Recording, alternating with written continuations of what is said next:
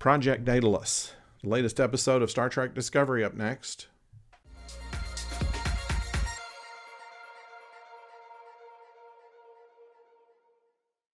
Hello out there, I'm the oldest nerd, and Jonathan Frakes directed this. I almost think that I could have told you that it was Jonathan Frakes, having just watched the episode without seeing the titles to it. It was that good. And not only was it good, I think it was probably the best of the series. It certainly was the most powerful. And spoilers ahead, I mean, turn it off now and watch the episode. You need to watch the episode more than you need to watch this. Because I have some things to say about it that'll be giving away quite a bit of the details of this. But Jonathan Frakes knows how to do people stories. For someone who has directed a lot of science fiction, he knows he's done some of the best Orville episodes, and here I think he's done the best Discovery episode. With this ensemble, he was able to include everybody on the bridge, from Detmer to Oka to Reese to Bryce to Arium to Saru to Tilly. We see Stamets in engineering working on the spore drive.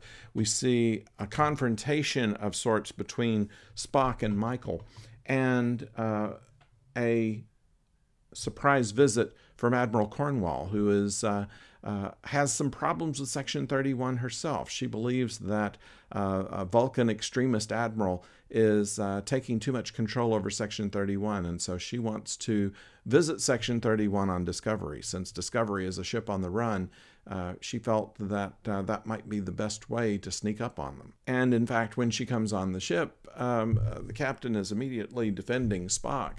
And you must think, and she says, "You have no idea what I think," and proceeds to show not only the lie detector test, which they used in the original series with when Scotty was accused of killing people. This time they have Spock accused of killing people, and they put him through a lie detector and find that he's being absolutely truthful when he says he killed no one or caused no one to die. And it's near the end of the episode before we find out what the situation is. But the Admiral has visuals of Spock taking out a phaser and killing 3 people. And so she said, I have to believe the lie detector is 100% accurate, but these pictures are 100% accurate too. How do we put these two together and make them work? And so it starts kind of a puzzle of an episode. And not only a puzzle, but kind of a game. And gaming is mentioned in 2 or 3 places in here. First of all, with Michael and Spock playing a game of 3D chess, where Spock is apparently trying to lose. And she says, "You know, what are you trying to do?" And he said, "I am trying to go against your expectation." And this is sometimes a good game strategy, to go against the expectation of the other player. Therefore, they have less of a defense. And in chess especially, you can play a game where it looks like you're losing until you win. We go on to another game, which its name I did not jot down, that is played between Arium and Tilly and Detmer.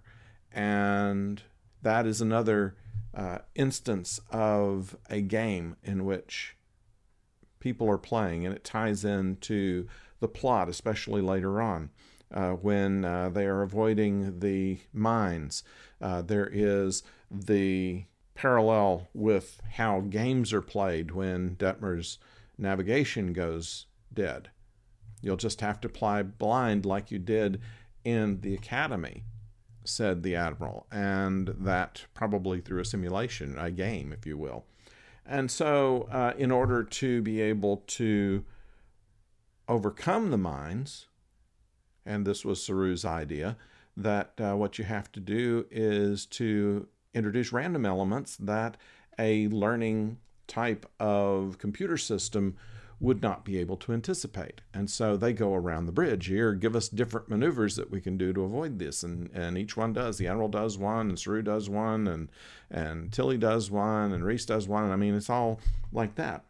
We find out a lot about Arium herself in that she is not a machine. She is not a robot. She is kind of an enhanced cyborg. We have been told through various unofficial areas and some official hints that she is only part machine, and we find that for some reason or other, in a Darth Vader-like accident perhaps, she has been replaced with computer parts and robot parts in order for her to be, as one of the characters called her, half robot. She has memories, but has a limit to it. We find that she was downloading memories into a device in order for her to, she says, I don't have unlimited space.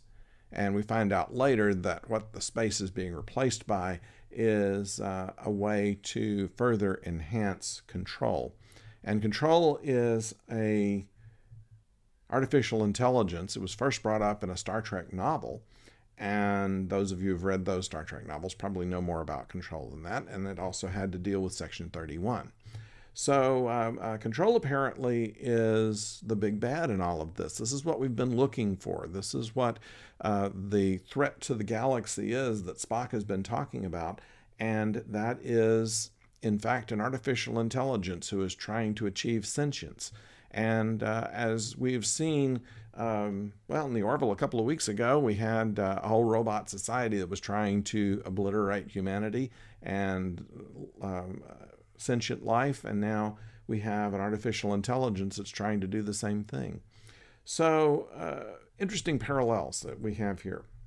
So, what does that leave us with? That leaves us with a very human story on top of it all. The camaraderie of the people on the bridge, the sadness, the true sadness when Ariam essentially dies at the end of the episode, and the confrontation between Spock and Michael, that he points out things that have been said about her in the forums here, that she seems to think she can do everything. She seems to think that she's the person that can fix everything. And the fact of the matter is that she's just human like everybody else, doesn't have any special powers, doesn't have any special insight. She just seems to think that she has to have responsibility for everything. And as Spock observed, everything is not about you. So she was kind of put in her place by him. In further conversation with Stamets, Spock points out that perhaps his problems with Culber have to do with the same kind of thing that he's experiencing. It's a matter of not knowing your place in the world and not knowing how to relate to others. It's not a matter of whether you care about those people or not, but rather what's in your own mind, what is your own demon. And Spock indicates that that may be the problem that he has with Burnham, not necessarily against her, but fighting against himself. He says to her, you weren't the reason that the logic extremists were after us. They were after them. They were after our household because of me, not because of you. Would have been the same way had you been there or not.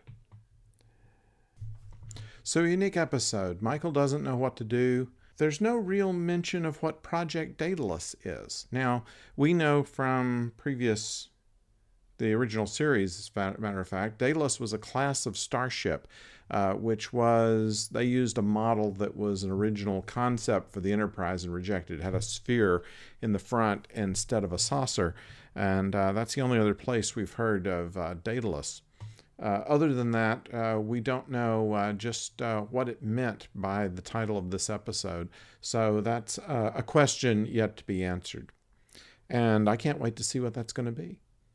So I'd like to know what you think about this. Please give me some feedback in the forum here and let us know what you think about it. If you have not subscribed, please do subscribe and keep these videos coming your way. And until next time, don't go far.